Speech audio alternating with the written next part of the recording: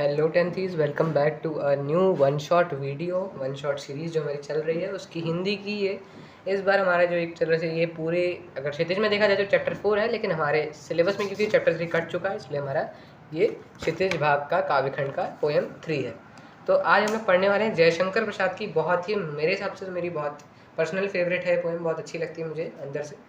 तो हम लोग ये पूरी जो आत्मकथ्य है यानी कि जो हमारी आत्मकथा है जयशंकर प्रसाद जी की, वो जो उन्होंने लिखी है उसको पढ़ लेते हैं। बहुत ही अच्छी, बहुत ही ईजी सी ये आत्मकथा है जयशंकर प्रसाद। मधुप गुनगुना कर कह जाता कौन कहानी यह अपनी, मुरझा कर गिर रही पत्तियां देखो कितनी आज घनी। अब जयशंकर प्रसाद जी बोलते हैं कि मधुप यानी कि भौरा, जो भौरा होता है ना मन का। अब देखो, जब भी मन में कोई भी सवाल जग रहे होते हैं, जैसे हम लोग कुछ कभी भी ओवरथिंक करते हैं, कभी भी कुछ सोचते हैं, रिलेटेबल हो रहा होगा, रिलेट कर रहे होंगे, तो हम गुनगुनाते रहते हैं ना। एक वैसे जैसे कि एक भौरा गुनगुनाता है, भिनभिनाता है, वैसे हमारा मन भी भिनभिनाता रहता है। इसलिए यहाँ पे हमारे मन को क्या बोल रखा है, भौरा बोल रखा है। तो मधुप गुनगुना कर ये मेरा मन कह रहा है कि कौन कहानी है अपनी, कौन सी है मेरी कहानी। मुरझा कर गिर रही पत्तियां देखो कितनी आज घनी। अब वो बोलते हैं कि धीरे धीरे जो मेरे जीवन में पत्तियां हैं ना, सुख की पत्तियां, वह तो गिरती जा रही हैं। आज कितनी घनी है ये देख लो, कितनी कितनी ही बची हैं। मतलब जो है मेरे जीवन में जो सुख की पत्तियां हैं वो तो गिर ही चुकी हैं। इस गंभीर अनंत नीलिमा में असंख्य जीवन इतिहास, वो बोलते हैं गंभीर अनंत नीलिमा में यानी कि आकाश नहीं, गंभीर अनंत नीलिमा यानी कि आकाश ही है, लेकिन यहाँ पे उसका भाव क्या है, संसार। यानी कि गंभीर अनंत नीलिमा यानी कि अनंत जिसका कुछ अंत ना हो, वह नीलिमा यानी कि आकाश। तो अनंत नीलिमा यानी कि अंतहीन आकाश, और वो किसके लिए बोला गया, संसार के लिए। तो इस गंभीर अनंत नीलिमा में असंख्य जीवन इतिहास है, यानी कि कितनी ही आत्मकथाएं लिखी हैं लोगों ने, कितने ही अपने जीवन की इतिहास लिखी हैं, ऑटोबायोग्राफीज लिखी हैं। यह लोग करते ही रहते हैं अपना व्यंग्य मलिन इतिहास। अब वह क्या बोलते हैं, लो यानी कि लोग, यहाँ पे इसका मतलब है। तो ये जो लोग हैं जिनने अपने जीवन इतिहास लिखे हैं, यही लोग करते ही रहते हैं अपना व्यंग्य मलिन उपहास, यानी कि अपना व्यंग्य यानी कि मजाक उड़वाना, और मलिन यानी कि मैला उपहास यानी कि मजाक उड़वाते हैं अपना और लोगों से। ठीक है, ये ऐसा कहने का मतलब है कि जब अपनी आत्मकथा ये सब लिख के अपना ही मजाक उड़वाते हैं। तब भी कहते हो कह डालूं, तब भी कहते हो कह डालूं दुर्बलताएं अपनी भी थी। अब वह क्या बोलते हैं कि तुम तब भी ऐसा सोच रहे हो कि मैं तुम्हें कह डालूं मेरी जितनी भी दुर्बलताएं, यानी कि जितनी भी मेरी दुर्बलताएं थी, ये जितनी भी मेरी कमजोरियां थी, वो तुम्हें कह डालूं। तुम सुनकर सुख पाओगे देखोगे यह गागर रीति। अब वह बोलते हैं कि क्या तुम इसको सुनकर सुख पाओगे, क्या तुम्हें सुनकर अच्छा लगेगा मेरी यह जो रीति गागर है, यानी कि गागर रीति यानी कि जो मेरी ये खाली घड़ा है ना, खाली रीति यानी कि खाली, और गागर यानी कि घड़ा। तो जो मेरा ये खाली घड़ा है, यानी कि खाली घड़ा किसको बोला गया है, मेरे जीवन को, जयशंकर प्रसाद जी के जीवन को। यह वो बोलते हैं कि क्या तुम इसको सुख पाओगे मेरे आत्मकथा सुनकर, कि जब तुम देखोगे कि मेरी जो जीवन है वह तो नीरस है, वह तो खाली है, तो इसमें है क्या। किंतु कहीं ऐसा ना हो कि तुम ही खाली करने वाले, अपने को समझो मेरा रसले भरने वाले। अब वह क्या बोलते हैं कि मेरी आत्मकथा सुन के तुम इतने दुखी ना हो जाओ, तुम इतने सेंटिमेंटल ना हो जाओ कि तुम ये सोचने लगो कि मेरे जो जीवन में जिसने भी ये सुख लिया है, रस, यानी कि यहाँ पे रस का मतलब है सुख। तो वह ये बोलते हैं कि जो मेरे गागर से, मेरे जीवन रूपी गागर से जिसने भी यह रस यानी कि सुख मेरे जीवन से खाली किया है, कहीं ऐसा ही ना तुम समझने लगो कि तुमने यह मेरे जीवन से सुख लिया है और अपने जीवन में भर लिया है, अपनी गागर में भर लिया है। यह विडंबना अरी सरलते तेरी हंसी उड़ाऊं मैं। अब वह क्या बोलते हैं कि यहाँ ये थोड़ा सा उन्होंने व्यंग्य कर दिया कि तुम्हें ऐसा लग, क्या कहीं ऐसा नहीं लगने लगे कि तुमने ही मेरा रस यानी कि सुख ले लिया और अपने घड़े में भर दिया हो। तो वह बोलते हैं यह विडंबना यानी कि होता है कष्टकर स्थिति, यानी कि कोई भी ऐसी सिचुएशन जो कि थोड़ी सी सीरियस हो, या फिर थोड़ी जो कि सैड सिचुएशन यानी कि थोड़ी सी परेशानी भरी सिचुएशंस होती है ना, तो उसको विडंबना बोलते हैं। यह विडंबना अरे सरलते तेरी हंसी उड़ाऊं मैं। वह बोलते हैं अपने मन से कि अरे सरल मन, यानी कि मेरा मन तो इतना सरल है, मैं तो इतना सिंपल सा आदमी हूँ, इतना सिंपल आदमी हूँ कि मैं क्या तेरी हंसी उड़ाऊंगा, क्या तुझे लगता है कि मैं तेरी हंसी उड़ाऊंगा। भूलें अपनी या प्रवंचना औरों को दिखलाऊं मैं। वह बोलते हैं कि अपनी भूलें या फिर यानी कि अपनी गलतियाँ और अपनी प्रवंचनाएं यानी कि धोखे क्या मैं औरों को दिखलाऊं, यानी कि यही जो मुझे धोखे मिले, मैंने गलतियां करी, मैं अपने सरल व्यवहार की वजह से यह औरों को दिखलाऊं। उज्जवल गाथा कैसे गाँव मधुर चांदनी रातों की, अरे खिलखिला कर हंसते होने वाली उन बातों। कितनी प्यारी लाइन है और उतनी इंपॉर्टेंट भी, कि उज्जवल यानी कि सक्सेसफुल, उज्जवल यानी कि प्रकाशमय, ठीक है। प्रकाश यानी कि सभी जानते होंगे उजाला। तो उज्जवल गाथा यानी कि अपनी वो सक्सेसफुल स्टोरी, अपनी उस हैप्पी स्टोरीज कैसे गाऊं, मधुर चांदनी रातों की, उन मीठी मीठी चांदनी रातों की कैसे गाऊं मैं अपनी उज्जवल गाथा है।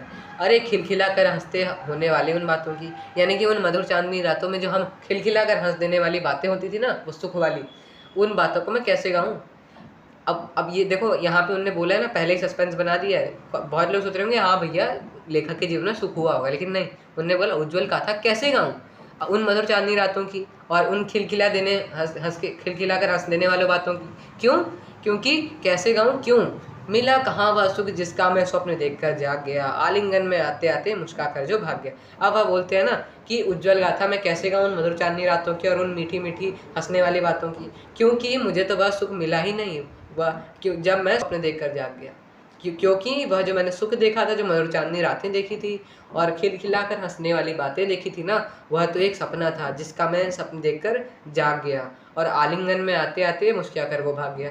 यानी कि वह सुख जो था, आलिंगन यानी कि ऐसे हग कर लेना, तो उस आलिंगन में आते आते यानी कि वो सुख को जैसे मैं हगी करने वाला था, पकड़ने ही वाला था कि वह मुस्कुराकर भाग गया वह सुख। ठीक है, कितना अच्छा लिखा है ना ये चीज़। अब आगे बढ़ते हैं। जिसके अरुण कपोलों की मतवाली सुंदर छाया में अनुरागिनी उषा लेती थी निसुहाग मधुमाया में। काफ़ी लोगों को ये थोड़ा सा ट्रिकी सा लगेगा कि इसका मतलब क्या है, तो मैं समझाता हूँ अच्छे से। कि जिसकी अरुण कपोलों में, यानी कि अरुण यानी कि होता है हमारे सूर्य को बोलते हैं, तो सूर्य की जो चमक होती है ना, लालिमा एकदम लाल लाल, तो उसको यहाँ पे अरुण कपोलों बोले गए हैं। तो अरुण कपोलों यानी कि कपोलों यानी कि होता है गाल। तो यहाँ पे कई लोग ऐसा बोलते हैं कि यहाँ पे जयशंकर प्रसाद ने अपनी पत्नी को बोला गया है, और यहाँ पे लेकिन हम पत्नी नहीं बोलेंगे, हम बोलेंगे कि एक स्त्री की यहाँ पे जयशंकर प्रसाद ने उपमा दी है अपने सुख की। ठीक है, अपने सुख की उपमा दी है एक स्त्री को। तो वह बोलते हैं कि जिसके अरुण कपोलों की, यानी कि वह बोलते हैं कि वो अपनी जो स्त्री की उपमा दे रहे हैं, तो उन लाल गालों की, उन अरुण कपोलों की मतवाली सुंदर छाया में, उन उसकी सुंदर छाया में, उस सुंदर ये तो समझ ही गए होंगे, उतना एक्सप्लेन करने की जरूरत नहीं है। तो उन स्त्री के उस लाल गालों की उपमा देते हैं, उस लाल गालों की मतवाली सुंदर छाया में अनुरागिनी उषा लेती थी। अनुरागिनी उषा यानी कि उषा होती है सुबह, जब होती है ना सुबह सुबह एकदम जब सूर्य निकलने वाला होता है, वो वाला जो समय होता है भोर जिसको हम बोलते हैं। तो अनुरागिनी उषा यानी कि प्रेम भरी भोर या प्रेम भरी उषा। तो वह जो अनुरागिनी उषा लेती थी निज सुहाग मधुमाया में, निज सुहाग मधुमाया में, यानी कि वह जो अनुरागिनी, मतलब वो इतनी अरुण कपूर थे, उतने सुंदर छाया, उसकी सुंदर छाया में इतनी ज़्यादा सुंदर थी, इतनी ज़्यादा अरुण एकदम उज्जवल थी कि जिसकी वजह से अनुरागिनी जो हमारी प्रेम भरी भोर थी ना, वह भी अपना सुहाग लेती थी मधुमाया में, यानी कि मीठी मीठी मीठी माया में। ठीक है, समझ गए होंगे। ये अभी मैं इसको समराइज करूँगा ना, जब अपने जो मैंने समरी लिखी है उसको, अगर मैं हर पद की जो मैंने भावार्थ लिखा है तो उसको अगर आप लोग एक बार देखेंगे ना, तो आप लोग और अच्छे से इसको समझ जाएंगे। इसकी उसकी स्मृति पाथे बनी है थके पथिक की पंथा की, सीवन को उधेड़ कर देखोगे क्यों मेरी कंथा की। बहुत ये भी अच्छी लाइन है। उसकी स्मृति पाथे बनी है, यानी कि वही जो सुख मैंने जिनको, जो मेरे सुख थे, यानी कि जो मैंने जिनके स्वप्न देखे, या फिर जो भी मेरे ये अरुण कपोलों वाली जो स्त्री थी, ये जिनका ये वर्णन किया है यहाँ पे जयशंकर प्रसाद ने, तो वह बोलते हैं कि यही जो मेरी स्मृति हैं, जो यादें हैं, यही मेरे लिए पाथेय हैं। पाथेय मतलब होता है भोजन, या पाथेय यहाँ पे है सहारा, कि यही वही जो सुखों की यादें हैं, वही आनंद की यादें, वही मेरे लिए सहारा है मेरे जीवन का। थके पथिक की पंथा की, यानी कि मैं थके हारा पथिक हूँ। अपने कवि ने अपने आप को थके हारा पथिक बोला है। और उसकी पंथा की, यानी कि उसके मार्ग की, उसके जीवन की। सीवन को उधेड़ कर देखोगे क्यों मेरी कंथा की, यानी कि अब ये मेरे जीवन की जो सीवन है, यानी कि सिलाई, इसको उधेड़ कर क्या देखोगे मेरी कंथा की, और क्या देखोगे। छोटे से जीवन की कैसे बड़ी कथाएं आज कहूँ, क्या यह अच्छा नहीं कि औरों की सुनता मैं मौन रहूँ। अब जो हमारे जयशंकर प्रसाद जी हैं, वो बोलते हैं कि मेरा इतना छोटा सा जीवन है, इस जीवन, मतलब वो बोलते हैं कि मेरा इतना सामान्य सा छोटा सा जीवन है कि इसकी बड़ी कथाएं कैसे कह दूँ। कि मतलब वो ये बोलते हैं कि बहुत से जो लोग होते हैं अपने जीवन इतिहास लिखते हैं बड़े बड़े, तो वो बोलते हैं कि मेरा तो जीवन ही इतना सामान्य सा छोटा सा है, तो मैं इसकी तुम्हें कैसे बड़ी कथाएं कह दूँ। और वो बोलते हैं कि इससे अच्छा तो यह होगा कि मैं औरों की सुनता रहूं और खुद मौन बैठा रहूं। सुनकर क्या तुम भला करोगे मेरी भोली आत्मकथा, अभी समय भी नहीं थकी सोई है मेरी मौनता।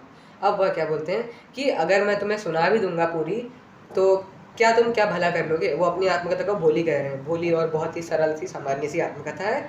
अगर मैं इसको सुना भी दूंगा तो तुम क्या इसका भला कर पाओगे, क्या इसको और अच्छा कर पाओगे? नहीं कर पाओगे, सिंपल सी बात है। अभी समय भी नहीं, और अभी समय भी नहीं अपनी आत्मकथा सुनाने का, क्योंकि जो मेरी मौन व्यथा है ना, जो मेरी साइलेंट, जो मेरे सैडनेस है, जो मेरी दुख है, वो अभी थके हुए सोए हैं। क्योंकि वो इससे उनका कहने का और ये मतलब हो सकता है कि मेरे जो दुख है इस समय ज़िंदगी में, जीवन में, वह अभी उतने नहीं है, इसलिए उनको सोने दो, वो ज़्यादा बेहतर है। उनको उजागर करके, उनको और ज़्यादा प्रज्वलित करके मैं अपने जीवन को और ज़्यादा कठिन या फिर वो बर्बाद नहीं करना चाहता हूँ। तो ये इस लाइन से वह ये पूरी आत्मकथा ख़त्म हो जाती है। आत्मकथ्य जयशंकर प्रसाद की तरह लिखा गया। अब हम लोग एक बार इसकी समरी भी देख लेंगे, जिससे कि आप लोगों को और ज़्यादा क्लियर हो जाएगी ये पूरी की पूरी आत्मकथ्य। मेरे हिसाब से तो ये अगर थोड़ा सा इसे रिलेट करोगे ना, तो ये बहुत ही ईजी से आप लोगों को एक्सप्लेनेशन और ईजी से आपको आत्मकथ्य की ये पोएम लगेगी। समरी की तरफ बढ़ते हैं। तो अब ये देखो, मैंने आप लोगों के लिए भावार्थ लिख रखा है, इसको समरी ही समझो पूरे की, जिसको मैंने थोड़ा सा अच्छे से भावार्थ के रूप में समझा रखा है। तो मन रूपी भौरा, मैं इसको एक बार अच्छे से रीड कर दूंगा, तो आप लोगों को जितना भी अभी आप लोगों ने आत्मकथ्य पढ़ा है तो वो आप लोगों को अच्छे से समझ आ जाएगा। और मन रूपी भौरा गुनगुना कर कई बीती कहानियाँ कहता है। उनके जीवन रूपी वृक्ष में कई पत्तियाँ झड़ चुकी हैं, अर्थात उनको कई दुखों का सामना करना पड़ा है। लेखक कहता है कि इस अंतहीन व गंभीर आकाश अर्थात इस विशाल संसार में कई लेखकों ने अपनी आत्मकथा लिखी, और लोगों ने उन्हें और उनकी आत्मकथा को हंसी का पात्र बनाया, मजाक उड़ाया। मेरी थोड़ी सी राइटिंग थोड़ी सी यहाँ पे उतनी अच्छी नहीं है, तो यहाँ पे कंप्रोमाइज़ करो यार थोड़ा। मैं वैसे भी रीड कर रहा हूँ तो समझ आ रहा होगा। अगर यह जानकर भी तू यानी कि मन चाहता है कि मैं अपनी सारी कमज़ोरियाँ, आप बीती सब अपनी धोखे जितने भी गलती हुई वो सब कह दूँ, क्या इस खाली घड़े अर्थात मेरी निरस जीवन को देखकर तुझे सुख मिलेगा? इस निरस व खाली घड़े को खाली करने वाला अर्थात मेरे जीवन से सुख लेने वाला तुम अपने आप को ना समझ लो, और उस सुख को, आनंद रूपी रस को खाली करके तुमने अपने घड़े अर्थात जीवन में भर लिया हो, ऐसा ना समझ लो तुम कि तुमने ही सुख लिया और उसको अपने जीवन में भर लिया हो। लेखक की यह बड़ी विषम स्थिति है कि उसने अपने सरल स्वभाव के कारण गलतियाँ की, और जो धोखे मिले इनको दिखला के अर्थात अपनी आत्मकथा में लिख के वह हंसी का पात्र नहीं बनना चाहता है। लेखक पश्चात कहता है कि उज्जवल कहानियाँ कैसे गाऊं, कवि का अपने सुख को मधुर चांदनी रातों और उन आनंदमयी बातों का तर्क देता है, यानी कि उपमा देता है। जो सुख उसको कभी मिला ही नहीं, और वह तो स्वप्न था जो आने से पहले ही मुस्कुराकर भाग गया, यानी कि वह सुख तो एक बस स्वप्न था।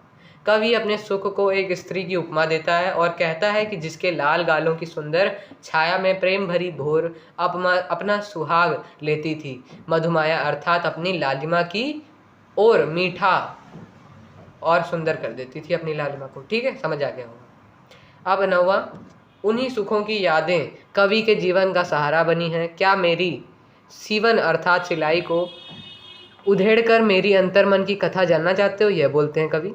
और फिर कवि पश्चात कहता है कि मैं अपने इस छोटे व साधारण जीवन की बड़ी कथाएं कैसे कहूँ, इससे अच्छा तो यह है कि मैं दूसरों की कथाएं सुनूं और मौन बैठा रहूं। क्या तुम मेरी इस सरल व साधारण आत्मकथा को सुनकर इसको सुधार पाओगे? और अभी उचित समय भी नहीं है क्योंकि मेरी मौन व्यथा अर्थात दुखों की मौन कथाएं सोई हुई हैं, अर्थात मेरे जीवन में इस समय ऐसे कष्ट नहीं हैं, और इन्हें सुनाकर मैं अपने दुखों को उजागर नहीं करना चाहता हूँ। तो ये पूरी थी हम लोगों की स्टोरी, यानी कि पोएम थी हमारी आत्मकथा। अब हम लोग एक बार इसके जो हमारे पूरे क्वेश्चन आंसर्स हैं वो देख लेते हैं, तो एक बार अच्छे से रिवाइज हो जाएगा। तो हमारी एनसीईआरटी में 7 क्वेश्चन दिए हैं, जो कि मुझे ऐसा लगता है कि हमारी पोएम या फिर स्टोरी का पूरा समअप होते हैं। एक बार अगर इनको अच्छे से कर लो ना, तो फिर और क्वेश्चंस पढ़ने की ज़रूरत नहीं पड़ती है।